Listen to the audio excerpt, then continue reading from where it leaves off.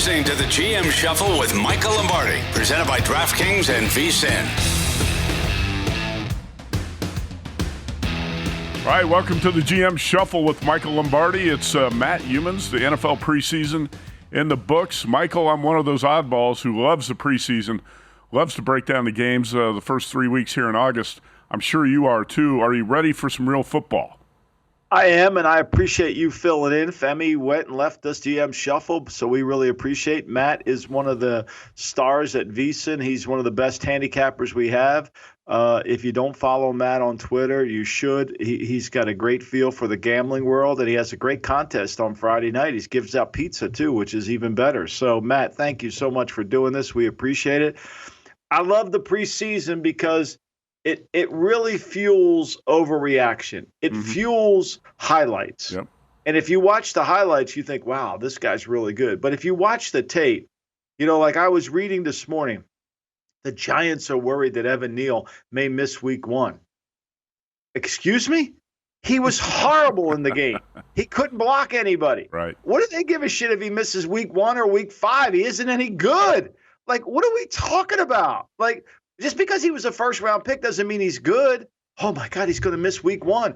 I can promise you, whether it's Greenard or whether it's Van Ginkel or whether it's Dallas Turner, they're hoping he plays. Yeah, I was going to say that's not a big deal for the Giants. I think that's a lot of times the media covering the team really don't have a clue what they're writing about there. So you also get a lot of fan and media hype about rookie quarterbacks, right? Everybody wants these guys to play right away. If you've watched the Patriots in the preseason, they look pathetic. And like you said, I don't think that's an overreaction how bad the Patriots looked. When I watched the Sunday night game again, you saw confusion, miscommunication on the offensive line, multiple pass interference penalties in the secondary. This looked like, if not the worst team in the league, close to it. Jacoby Brissett has shown nothing in the preseason, Michael. But Drake Maye playing against backups, has he shown enough? Is it a smart move to start him in week 1 at Cincinnati? Well, I got to be honest, man. I was on my couch watching the game, and I was, Drake Maye throws an over route, and Chris Collinsworth, I thought he was going to have an orgasm. I mean, it was the greatest play he'd ever seen in his life. He was going crazy. It's a fucking over route against cover 3. I mean, like, that's his day 1 install shit, It's like, come on. But I'm sitting on my couch, and what blew me away more than Drake Maye, more than Brissett's shoulder injury, is Mayo admitting that the head coach of the offense, the head coach of a $9 billion organization, $9 billion, if Kraft puts it up for sale, he's going to want $9 billion. The man in charge of the offense is Alex Van Pelt. I mean, that would be like Xerox hiring some middle-level manager to come on and say, okay, why don't you just run Xerox? In only the NFL. I mean, what is Mayo doing if he's not in charge of the offense, defense, and the kicking game? Like, are we that collaborative? And then you're telling me we're going to develop Drake Maye because we've got, Alex Van Pelt, who got fired in Cleveland because he couldn't get Deshaun Watson to play good? And I'm not trying to say Alex Van Pelt's not a bad coach. I really don't know, but I know this: if it's worth $9 billion, I'm not letting Alex Van Pelt run the fucking team. I can promise you that. I'm just not doing that. Like, there's nothing in his past that indicates you would entrust him with $9 billion. And so whether Drake Maye plays or not, it's a disaster. You have a ticket for them to have the first pick in the draft, and I think it's probably one of the best bets you're going to make all offseason. I mean, they have the Carolina Panthers look to them that Carolina had last summer. Yeah, and Carolina was 2-15 last season with a rookie quarterback who was overmatched, overwhelmed, looked like he was out of his league. We'll see what happens here with Drake Maye. 13-20, 126 yards and a touchdown. Jacoby Brissett had a shoulder injury last night, but I have not seen a preseason performance yet where Jacoby Brissett looked like he should be the starter. The problem here is I don't think Gerard Mayo really knows what he's doing as a head coach yet. When you read his conflicting comments, he just can't seem to get his thoughts in order. And do you stunt the growth of a rookie, Michael, by starting him in week 1 for a team that's this bad? Well, I think, look, I've been thinking about that a lot because I knew we would talk about it. Jimmy Johnson starts Troy Aikman. Peyton Manning starts, right? Those two guys started and helped them grow. But to me, this looks like a cluster fire. This looks really bad. Yeah. And I think that both Manning and Aikman had 4 years of college experience. Drake Maye doesn't have that. Right. They brought more starch to the table to do that. I think, to me, I think that, Brissett's got to be the sacrifice bunt. In The Sopranos, where Chrissy was the sacrifice bunt, they were going to kill him for what happened to Phil's brother, Billy. Well, you're the sacrifice bunt, Brissett. You're out there the first 4 weeks. You're going to get the shit beat out of you. You already almost got hurt last night. They have no tackles, Matt. Mm-hmm. They're tackle poor. They signed Michael Iwanu. They move him because they wanted him to play right tackle. Here's what's missing in this lineage. They want him to play right tackle. He ballooned up to 360, so they had to move him into guard. He was playing right tackle last year when he was in half decent shape. As soon as they paid him, he got fat. Now he's got to play guard. So they were counting on him to be the right tackle, but nobody mentions that, right? Because they're friendly in there. They're no longer hostile to the media, so everything's fine. But, this has got disaster written all over it. And I'll tell you this, they lost a lot of close games last year. They play really good on defense. That even though I know Belichick was selling pizzas for 24 years in South Boston and basically did nothing for the Patriots at all, it was all Jonathan Kraft that won those Super Bowls. But just basically, they're going to miss his presence on making the dough. They're going to miss his presence on making dough because there's no way you're going to overcome that loss on that side of the ball. And Mayo's never even called defenses. This is about, you talk about getting promoted 2 levels above yourself. It's pretty obvious. Yeah, it doesn't look like there's any easy answer here because the Patriots can't win with Jacoby Brissett. And if you start Drake Maye, I think it's a major problem. Michael, I went through, I watched every preseason game. Now, I'm not, the most qualified expert at grading offensive lines all the time, but I made my list of my best and worst offensive lines in the preseason, and believe me, the Patriots on the list are the worst. So, the worst. If you're going to start a rookie quarterback behind that line with not many playmakers around him, it's like you said, it's got disaster written all over it here. So I'm not sure what you do except lose, and that's what the Patriots are going to do. Or Drake Maye's going to get hurt. And that's what you're really worried about. And then you don't have no player development. You have no player. You're not developing the kids. So, and there's no plan for player development. Robin Glazer's not sitting in her office developing talent. And she's never done that before. But she has a voice in football operations. So does Jonathan. So does Elliott. That's the problem. You have a committee going on there. There's no – and, of course, Alex Van Pelt running the offense. He's the head coach of the offense. It's bizarre to me. It's bizarre how logical this all works. You go from a guy who ran everything to now subcontracting everything out, and you think you're going to get better results? Seriously. No. I would start Brissett, Matt. I would. Mm-hmm. Because, look, here's what I would do. Start Brissett, lose the games, get the first pick in the draft, and then trade that first pick in the draft for a bunch of picks next year because somebody will want Sanders, somebody will want Carson Beck, and then rebuild your team that way. But look, the whole planning of the offseason was they counted on the right tackle. He's not any good. They had to move him to guard, so because they couldn't get him in shape. What does that tell you? Tells me the Patriots are in a lot of trouble. All right, so let's talk about the Panthers, a 2-win team from last season. Dave Canales, new head coach. I'm not sure he's ready for this job either. We're going to find out. You're talking about a coach who's called plays for 1 season. Dave Canales, a new head coach in Carolina. Bryce Young, the number 1 overall pick last year, played 1 drive in this preseason. I'm not sure how that makes sense, but it was a TD drive Saturday against the Bills. He looked pretty good. Dave Canales said he couldn't have dreamt it better. Okay, so is Bryce are Bryce Young and the Panthers ready to improve in year 2? What do you make of this situation? Well, look, all those guys that he was playing against, Matt, are going to be on the waiver wire today and tomorrow. Oh, yeah, I know. So, how do you even count it? Look, basically, Dave Canales is P.T. Barnum right now. He's out there selling. Yeah. He's out there selling. And I don't know who's buying because, look, what did he do? I'm happy he played well. He needed a little bit of confidence. That's great. But at the end of the day, Drake Maye was playing against a bunch of guys going to get cut.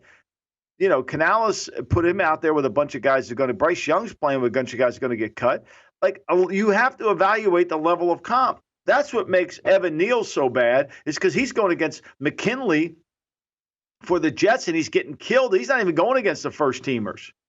You know what I mean? So you have to value the level of competition. So for me, I mean, this is all just we're trying to build Bryce Young's confidence. That's how I read this quote. I agree with you. Look, here's the thing about Canales that people don't understand. And I wish Dave nothing but the best. But Dave was with Pete Carroll for a long time. He went up to Seattle as Pete Carroll's strength coach. And Pete never promoted him to the offensive coordinator.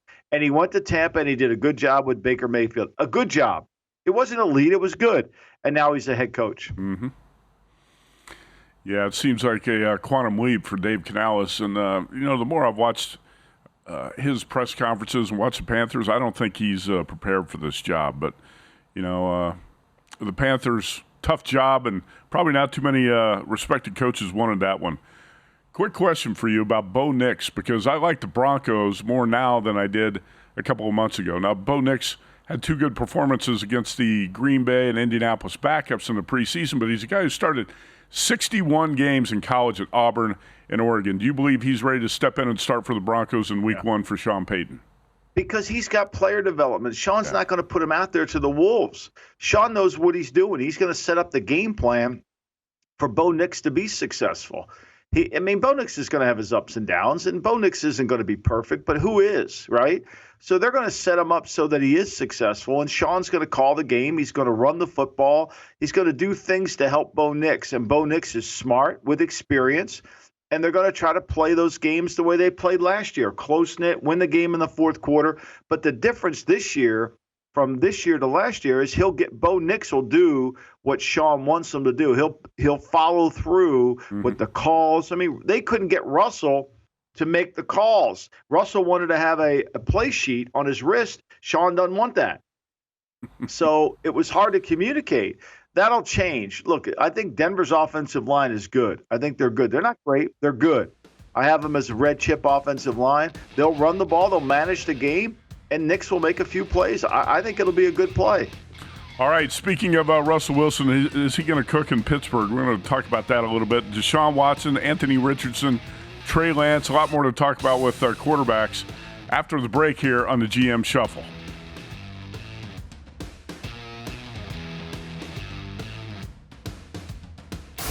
You're listening to the GM Shuffle with Michael Lombardi, presented by DraftKings and VSiN. All right, welcome back to the GM Shuffle, presented by Smirnoff. We do game days. Please drink responsibly. The Smirnoff Company, New York, New York. Michael Lombardi, Matt Youmans here. Let's talk about the Steelers. And Russell Wilson led a TD drive, passed for 26 yards. He's good to go. Probably going to be the starting quarterback now in Pittsburgh. I'd be really stunned, Michael, if it's Justin Fields starting in week one. I know Mike Tomlin said he's going to name a starter at the end of the week. It's got to be Wilson, right? A heavy favorite. Yeah, I mean, I think this is all about who's not going to turn the ball over. This isn't about who's splashy. There's a great saying that, intensity impresses, consistency transforms. And I think what Mike wants is some form of consistency. Look, Russell's drive, they were against the Lions backup. Here's a guy who's played in Super Bowls, and he's going against Lion backups. And, they scored on a 31-yard run by Patterson. I mean, it was blocked like it was going against bags. So I don't know what to make of it, but I do think, Russell was 7th in the league and not throwing interceptions last year. I think that's going to be the win. Look, they've got to get this offensive line to a level where it's acceptable. They haven't played very well. And I think that that's going to be the work. Mike Tomlin said this week that he wants to have Steeler on Steeler competition. And I think if he names a starter, he doesn't have that same intensity on Steeler competition. But I think it will be Wilson because you can't trust Fields to protect the football, Matt. Oh, of course not. He's a turnover machine, and he's a very inaccurate passer as well. Justin Fields is at his best playing backyard football where he can just get out and run around and make something out of broken plays. I don't think that's what the Steelers want to start the season here. How about that week 2 game, Michael? Russell Wilson and the Steelers go back to Denver to face Sean Payton. Do you think Payton and the Broncos are going to be fired up for that one in week 2? Well, I think they'll rush him a certain way because I think when you watch Russell the last 3 years, he never wants to work the horizontal. He never wants to work the vertical pocket. Right. He wants to go right, left. He wants to get out quick. He sees something that moves. His eye level's down. Sean knows that. And I would think Sean and Vance Joseph would have good plan for how they want to do it. Now, look, Arthur Smith is not a dumb offensive coordinator. He's smart. He's going to try to run. They're going to try to run the ball, boot him out of the pocket, try to get him some easy throws, get it to Pickens. If they can get that, Roman Wilson's not healthy, so they got to get they got to get another receiver to see if they could do that. But I mean, this is a hard challenge to manage the game around a quarterback. It's easy to say, well, we're just going to run boots and play actions. That didn't work for Denver last year either. No, it didn't. And I'm not sure it's going to work for the Steelers. I think you've heard a lot of handicappers recently betting the Steelers under the win total of 8.5, which would be Mike Tomlin's first losing season. Is this defense good enough to keep Pittsburgh in games where they're going to have a chance to win close games in the fourth quarter, and he could pull a rabbit out of the hat like he did last season? Yeah, I mean, look, when you look at it, I mean, he beat Cincinnati twice. I don't think he faced Burrow in either game. Right. At the end of the year, some of the teams had already sealed their playoff victory, so he didn't have to worry about it. But look, he won 10 games and still lost to Arizona and New England. I don't know what to make of that, right? So I never look. To me, I know all the sharp bettors are going after that. They want to play. I'm going to lay away. I would lay away from it. I don't trust it because I think past performance predicts future achievement, right? I mean, Mike Tomlin's a good coach for a reason. All right, let's get to the Browns. Deshaun Watson's still a good quarterback. Returning from season-ending shoulder injury, did not play Saturday night at Seattle. We haven't seen him in the preseason. Can you start Deshaun Watson in week one, not knowing what you know, if you're Browns coach Kevin Stefanski? Yeah, I think they do. I mean, I think they're trying to trade Thompson Robinson. I mean, they're trying to get down to 3. They want Huntley to be the third. He's played 12 games for the Browns. He's made a lot of money. I mean, he's made more trips to the bank than he's made to the end zone. I can tell you that right now. I mean, he's made more trips there. I don't know. I mean, you got to figure out what we're going to do with the guy. And the guy hasn't shown. I mean, you remember all those numbers. When he had Will Fuller, he was great. I like Deshaun Watson. I've always been a fan of his, but the last 2 years, it's hard to be a fan. Now what you're hanging on to is, that second half against Baltimore in Baltimore, where he actually threw the ball half decent and they made plays in the passing game. But Joe Flacco threw for 1,616 yards in 5 games. Mm-hmm. This guy threw for 1,114 yards in 6. I'm sorry. So it's like, what are we doing here? Are we going to run? Now, that cost Alex Van Pelt, who got a battlefield promotion. I mean, he gets fired in Cleveland, and he's in charge of a $9 billion organization. So, I mean, it's amazing how this league that makes no sense. But, I mean, they have no choice but to start Watson. They're paying him $65 million. I mean, he's on their cap, a ridiculous number, Matt. It's unbelievable. Well, they can't get out of next year's deal either. No, it's $230 million guaranteed. At the time, even before this disastrous last couple of years, I said this is going to end up being the worst trade and subsequent contract in the history of the NFL. It's looking that way right now. I just don't know if you knew what you knew about Deshaun Watson's background, how you give the guy $230 million guaranteed, and it's looking like a really bad deal for the Browns. And I agree with you. By the way, Dorian Thompson-Robinson he's never going to be a starting quarterback quality guy in the NFL. I've seen enough out of him in college and the NFL. He's a number 3 quarterback at best. So I guess the Browns are faced with either Watson or Winston, right? Jameis Winston. And they're probably going to have to go with Watson in that week 1 game against the Cowboys. But they're not going to have Nick Chubb. Knee injuries on the PUP list, going to miss at least the first 4 games. Michael, I don't think that's a big surprise. How does that impact the way you look at the Browns in that week 1 game? Well, plus, Matt, I'm not sure they're going to have either tackle. Their tackles are still on PUP, which is really concerning. So without their tackles, without Bill Callahan, their line coach, they have as many questions as the Cowboys do coming into it. Now, the Cowboys have more of a PR question mark because everybody's asking, but nobody's talking about that Brown offensive line that Bill did a great job with last year masking around the injuries. I don't know how that's going to work out. I think, to me, that line flipped because of the perception around Dallas. I think you pretty much should take Dallas now at this point. I know the Browns play better at home. I get that, right? I get that. But how good is Deshaun Watson going to be? That's a hard one. And if he doesn't have offensive line, it's even harder. Yeah, I said last week, it looks like a pick your poison game. I don't want the Browns and I don't want the Cowboys. Yeah, And I think that's right. Right now, I don't want to play it. All right, how about the Colts and Anthony Richardson? I picked in the VSiN NFL betting guide, I picked the Colts to win the AFC South, just going with a longer shot there instead of the obvious pick, the Texans. And I have not bet the Colts to win the division yet, around plus 350. I wanted to watch Anthony Richardson and the Colts in the preseason. I don't really like the Colts any better now than I did then. I'm not going to make too much out of what I saw from Richardson in the preseason. He had a TD pass and a pick six in the finale against the Bengals. He's a freak athlete, Michael. That's the thing. Anthony Richardson's 6'4", 240 with a 40-inch vertical leap. His testing was off the charts, and that's why the Colts fell in love with him. But again, this is a guy with 13 college starts, 4 NFL starts. He's going to make a lot of mistakes this season. The Colts are hoping his growth curve is quick. I'm not sure that's going to be the case. Are you concerned about Richardson and the Colts? Well, I mean, he threw 18 passes this summer. I have to be concerned. I think he is a freak athlete, but he threw for 55%. I mean, the interception for a touchdown was a horrible throw. Oh, yeah. It was 5 feet behind him, the receiver. So I think, to me, he's going to have to run it. But here's what I'll say in defense of Richardson is, when you're out there in preseason, you're just trying to run stuff to get a feel for it.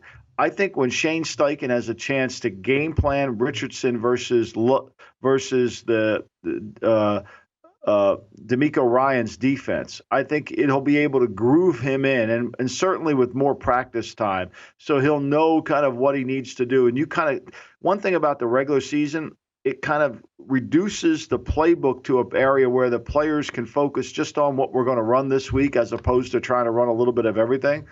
And I think that'll help Richardson, but he's going to have to prove, that he can throw the ball with accuracy, especially, in the last 8 minutes of the game. This is where the quarterback's accuracy becomes so important. We saw it last year with Jordan Love when he missed some throws, had guys open in the 49er game, didn't make the throws.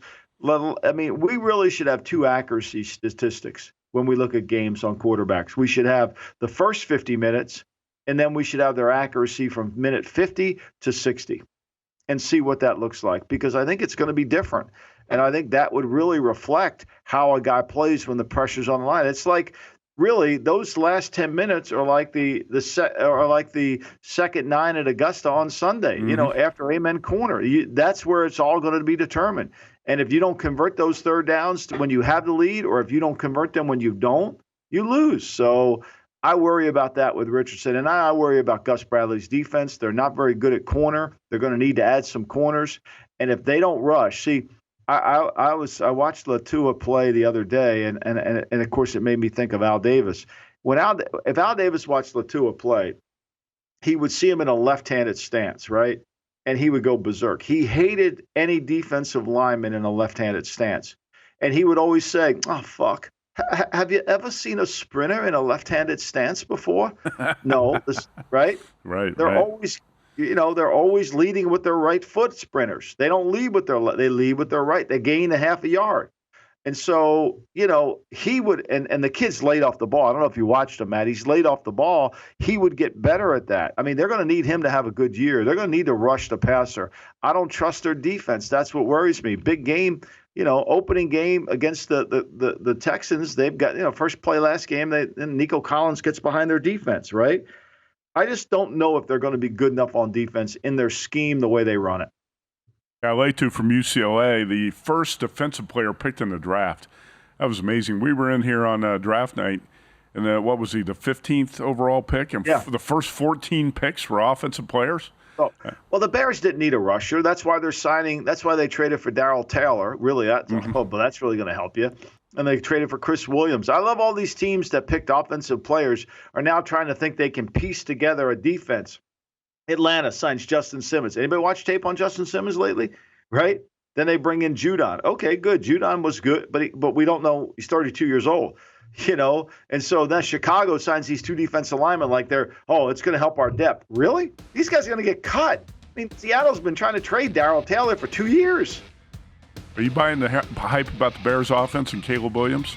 No, because they can't protect. All right. Where do you have their line rated? We'll hit that after the break. Yeah, let's talk about that. Yeah, let's talk about the best and worst offensive lines, and Michael Lombardi's got his rankings. Back here in a couple minutes on the GM Shuffle.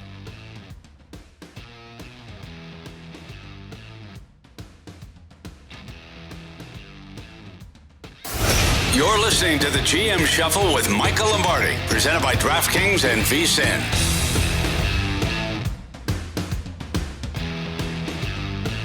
Michael Lombardi, the Kansas City Chiefs are chasing the first three-peat in the Super Bowl era. Some news surrounding the Chiefs.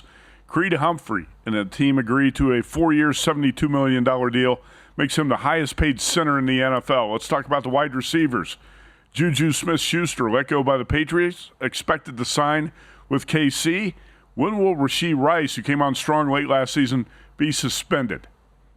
I've been asking that question a bunch, and I was told today by somebody that the league will not react to that until the criminal investigation has been done. So basically, this is going to get tabled till next offseason. They're just going to keep delay. I was interested in this, Matt, because opening weekend, if Hollywood Brown's not playing, right, and if Rice is suspended, that would shift the number. The number's moving towards Baltimore now. It opened to 3. It's down to 2.5. So I was thinking if Rice gets suspended, because all these suspensions are coming through, then that number may go to a pick 'em or something like that. It may just really go there. So, but I think to me, he's going to play. I think Smith-Schuster's signing is really about Hollywood Brown. Smith-Schuster's knee's not right. I mean, I think they got to make sure he's healthy. I think that was his biggest problem in New England last year. He wasn't 100%. Not that he was an elite player. Obviously, the Patriots blew the free agency signing there, but they've got to get him healthy. Let's talk about a couple other wide receivers here quickly. Jamar Chase returns to Bengals practice amid a contract dispute. The Commanders traded former first-round pick Jahan Dotson to the Eagles, and a lot of people wonder, why would you do that within the division? I've heard speculation that the Commanders are looking to make a deal for Brandon Ayuk. You know anything about that situation? I haven't heard that, but this is an interesting one for me. First of all, if Adam Peters was working for Al Davis, he'd have been fired immediately because you were never allowed to trade within your division. He hated that. Any team you were on the team, any team that you had to play that year, and at the trading deadline, if you had already played them, then you could trade them. But, I mean, to me, this deal made no sense to me at all. You've got this kid Dotson now. He's got 11 touchdowns. He's had some production. He's got a 49% production rate in terms of thrown balls to catches, which isn't good for an outside receiver, let's face it. But he's been good. So Howie trades a pick somewhere between 90 and 96, right? And he gets back a pick. So basically, this is like for a 4th-round pick. So you mean to tell me there's no other team in the league that was willing to offer something similar to this that was outside your division? And if you're Adam Peters, I know you didn't draft the kid, but you can't think that way any longer in the NFL. I mean, you have to take what you have and make it into something good. Just because somebody else drafted them, you can't just discard them. And I think that's what's going on in Washington. One of the things we always used to do at the Raiders was anytime there was a change of coach, you wanted to probe that team because you knew they were going to get rid of good players because it was a new scheme coming in or a new regime coming in. But this just doesn't make sense because you got 2 years under contract. You got the 5th-year option, plus you have a franchise if he's any good. You got 4 years at economic value, or at least 3 at economic value, for nothing. For basically nothing. And you just give them away for the 94th pick in the draft and you're giving back another pick. I know Adam Peters wants draft picks. I know that's the signature of all these guys who get GM jobs now. Oh, we got to have draft picks. Joe Douglas, I need more draft picks. What's my record? It's fucking ridiculous, but we need more draft picks, right? And so I don't understand it, but it's your job is to build the team, and it's just you can't throw away assets. Who are you going to get at that pick that's going to be better than or equal to Dotson? And then you give him to Philly, who you got to play twice. He's going to be the 5th option in Philly. Never see double coverage, right? He's going to have the worst corner on him all the time. He's never going to have to work. And he'll catch 50 balls for Philly. They'll think he's going to go to the Hall of Fame, all the Eagle fans will. He won't be that good, but he'll make a lot of plays because the matchups are going to favor him. It made no sense to me at all. I thought it was a really strange deal as well. And the only thing I could think of was, do the Commanders know something about Dotson and nobody else does? That would be the only thing I thought too, Matt, is maybe they think something that we don't know. All right, speaking of the Commanders, Jaden Daniels, quarterback I was really high on, obviously going into last year at LSU and into the draft. Of the 4 rookie quarterbacks you're going to play this season, at least early, we'll say Drake Maye is going to play somewhat early in the first half of the season. Caleb Williams, Jaden Daniels, Drake Maye, Bo Nix. Is it a stretch to say Bo Nix could be the most successful of those 4? I think that's a great question to lead into our discussion about offensive linemen, because Denver's got the best offensive line of those teams, right? I mean, Washington's offensive line's atrocious. They're tackle poor. We know New England's tackle poor, right? They don't really have any offensive linemen. I mean, that makes it very, very hard to do. Atlanta's a decent offensive line. I think they're overvalued in offensive line, but we know Penix isn't going to play, right? So, and then Caleb Williams, Pro Football Focus had the Bears as like the 12th best. I mean, how is it even? Has anybody watched the Bears? They couldn't run the ball against the backups of the Bengals. Did you watch that tape? They couldn't even run the ball at that. And no power at all. It's like they got the Jets as a top 5 offensive line. Where did that come from? Like, why? Morgan Moses and Tyron Smith, who never plays?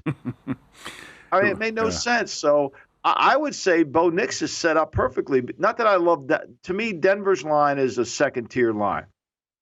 I have Denver's line as a red chip. Instead of breaking down by position, this year, Matt, we decided to go by the blue chip lines. And I think that matters because if you've got a blue chip line, you can play better on the road.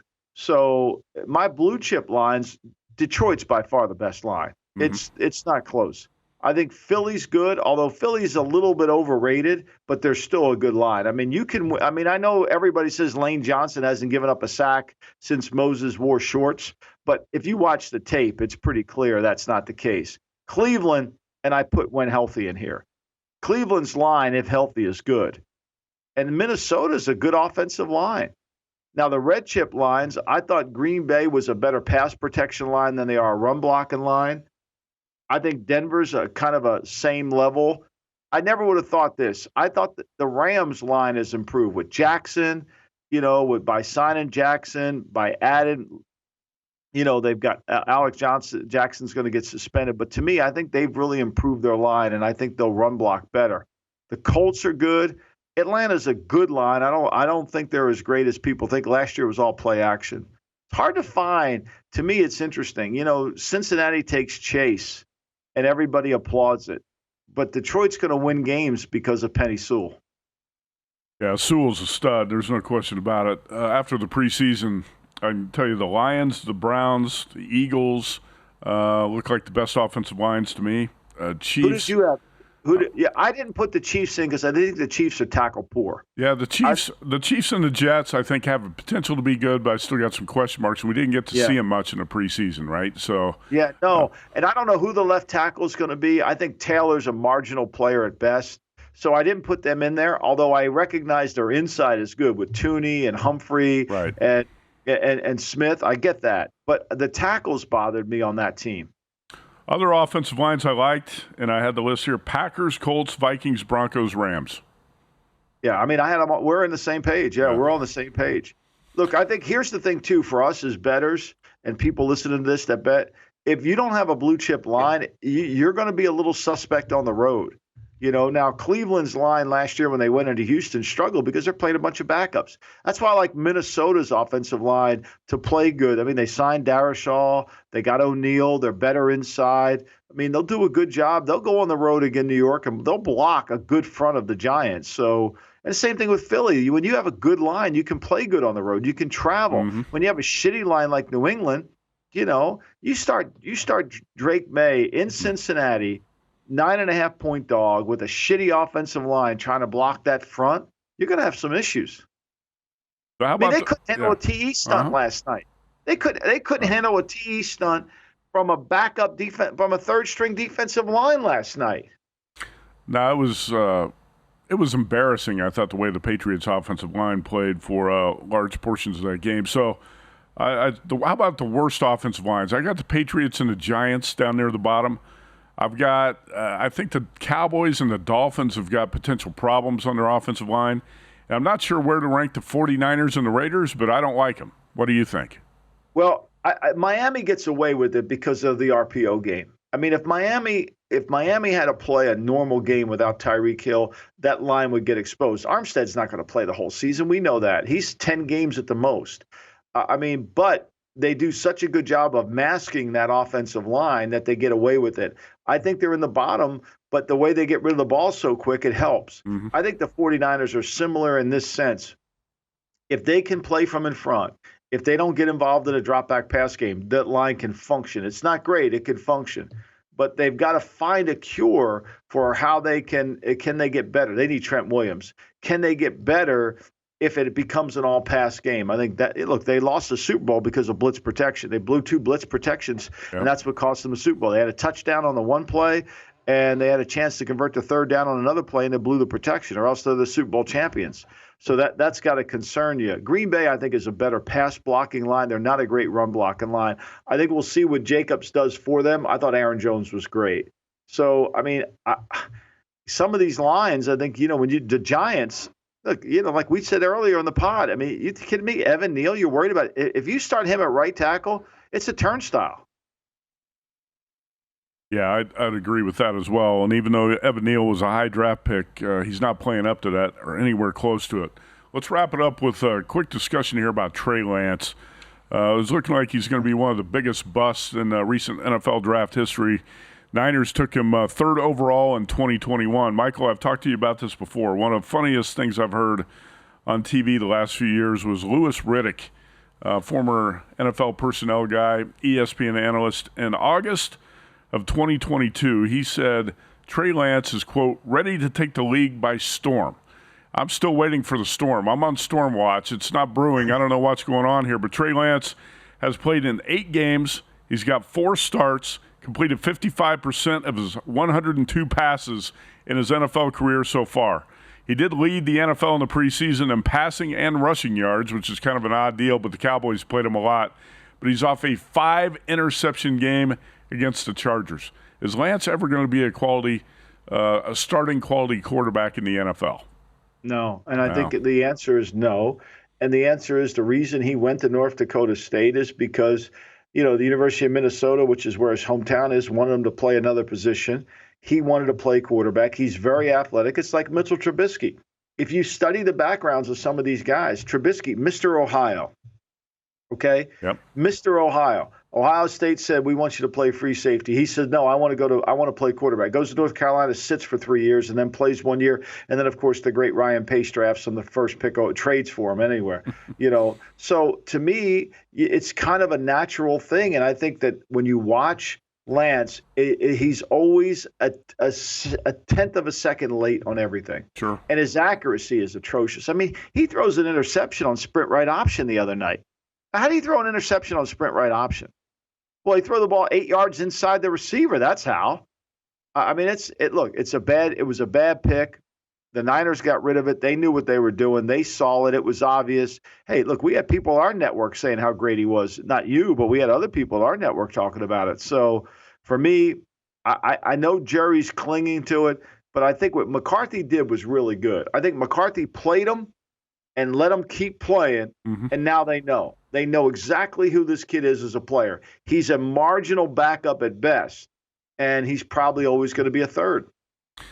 Well, the Cowboys traded a 4th-round pick for him this time a year ago, and that's looking like a bad deal for Dallas, right?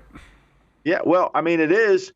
And I think it was a classic Jerry Jones deal where he's like a wildcatter. He's looking for oil, hoping he strikes, and this one didn't. So it's the cost of doing business. The Cowboys kind of cracked me up too. The Jerry Jones and organizational philosophy, going back to the Zeke Elliott holdout, and I said it's going to be a mistake, but Jones is going to give Zeke big money, and he shouldn't do it. The Cowboys stall and play this game with star players, and they hold out in the preseason like CeeDee Lamb now. And then at the end, Jerry gives in, and he pays top-of-the-market contracts to his stars. Is the same thing going to happen here with CeeDee Lamb? Yeah, he's going to pay him. And I think what's going to happen now is, so we'll prepare the GM Shuffle audience for this, is tomorrow's cutdown day. Today's going to be a trade day. Tomorrow's going to be a trade day. And I think, to me, we're going to get resolution on Trent Williams. We'll get resolution on Ayuk. We've already got resolution on Chase. We'll get it on Daniel. It's time. Now, I don't know about Hassan Riddick. I can't predict that one. Who the hell knows what that guy's thinking? He's got over $4 million now.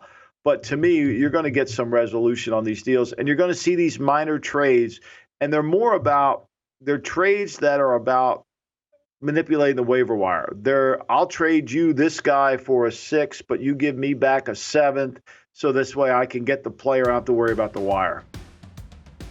All right, I know you're going to be watching, as a former GM, you're going to be watching what happens over the next few days very closely, right? Oh, yeah, I love it. This is great. I see, and look, Bill Walsh just said this all the time. The best time to add players is when no one else wants to do it. Like, you have to be honest with yourself to say, this is what we need. And if you don't, you're in trouble.